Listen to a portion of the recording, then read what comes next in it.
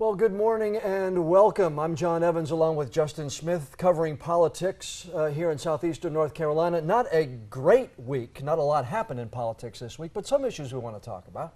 That's right, a few things going on, not like the veto session that we went through recently, but still some interesting things. Yeah, let's talk about public policy polling. They released a poll this week showing Republican candidates lagging behind Kay Hagan. The early choice for Republican challengers seemed to be Phil Berger and Tom Tillis, at least with the most support, with Jim Kaine and Heather Grant coming in a third and fourth. So let's take a look. Kay Hagan running for Senate at this point in time, 13% for the two big names. Your thoughts on the poll? You know, I've got to think that this is really just an incumbent advantage issue. You know, I think Kay Hagan has the name recognition. A lot of people don't know what's going on in Raleigh. They don't know Tom Tillis. They don't know Phil Berger. So, you know, I've got to think that when the time comes that, you know, those two candidates could really get their name out there. I think so too. I think that the fact that Berger being the leader of the state Senate, Tillis being the leader of the state House, anything that happens during the session, their names are usually associated with it. That's why they've kind of gravitated to the top. I think you might see Jim Kaine, if he does officially announce, may come up there too. Greg Brannon, you know, he's been announced, but he's still about 7 or 8%. So I think it's a long way out, a year plus before we get there, and I think there's a lot of money to be spent, but I think some of those name recognition numbers will go a little bit higher between now and then. Yeah. Now, some political ads came out this week. Phil Berger paid for his, touting voter ID. It's running in the Greensboro market. Renew NC Foundation paid for one showing McCrory touting his accomplishments, and it's running in Charlotte, Raleigh, and Greensboro. So, John, what are your thoughts on these early TV ads? I think the Phil Berger ad is a lot more interesting at this point because his website says Berger Senate. We don't know if that says North Carolina Senate or U.S. Senate and whether he plans a run against Kay Hagan. That's really convenient for him. Sure it is, and it's good because he can run those spots under that banner and really not have to make a commitment at this point.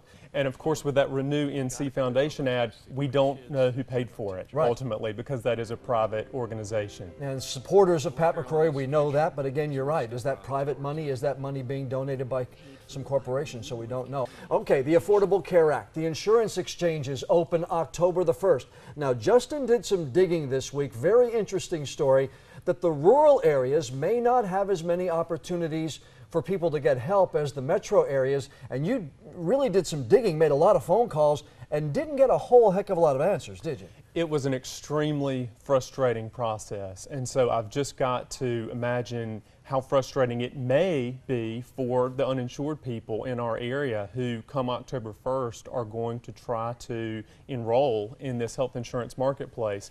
So the federal government awarded more than $3 million to nonprofit organizations across North Carolina, and these nonprofits are going to serve as navigators because essentially they're going to help the uninsured navigate through this whole process. Well, it turns out that of all the organizations getting this money, the only one that appears to have a physical presence in southeastern North Carolina is Legal Aid of North Carolina, which has an office in downtown Wilmington.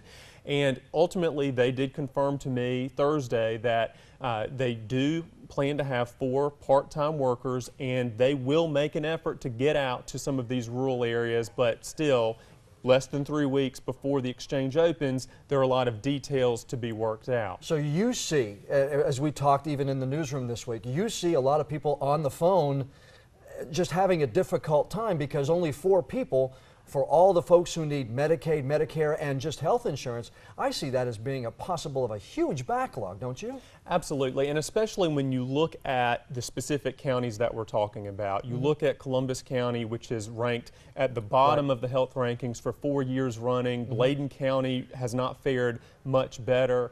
And people are going to be purchasing these health insurance policies online, but we know that in these areas like Columbus and Bladen, you still have some internet connectivity issues for one thing, and then you just have a population that, you know, there are still people who just aren't internet savvy, and they're going to want and need that one-on-one attention.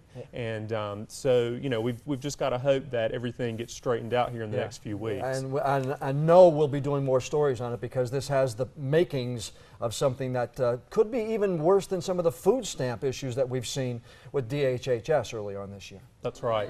And our final issue this morning, the issue of Syria Our local members of Congress so far, well, Mike McIntyre and Walter B. Jones said they would not support military strikes against the Syrian leadership.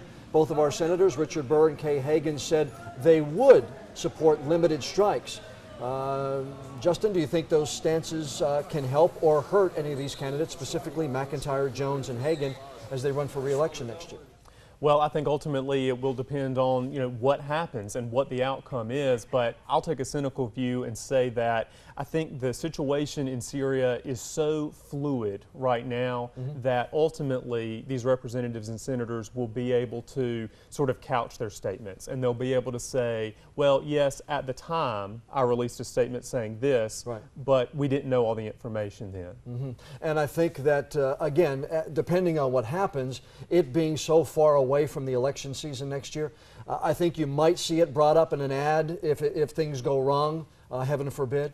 But I don't see this as being a major issue in 2014 to any of these candidates, at least in my view anyway. Right, and I think we're already seeing some sort of clarification of their views. Public policy polling came out with a poll this week saying that only 19% of North Carolinians support military intervention in Syria, and maybe not because of that, but very soon after that, Senator Burr came out with a second statement saying that his preference was to see this end diplomatically. Okay, we'll have to see what happens. And we appreciate you joining us this morning. Meet the Press begins at the top of the hour. For Justin Smith, I'm John Evans. Thanks for watching.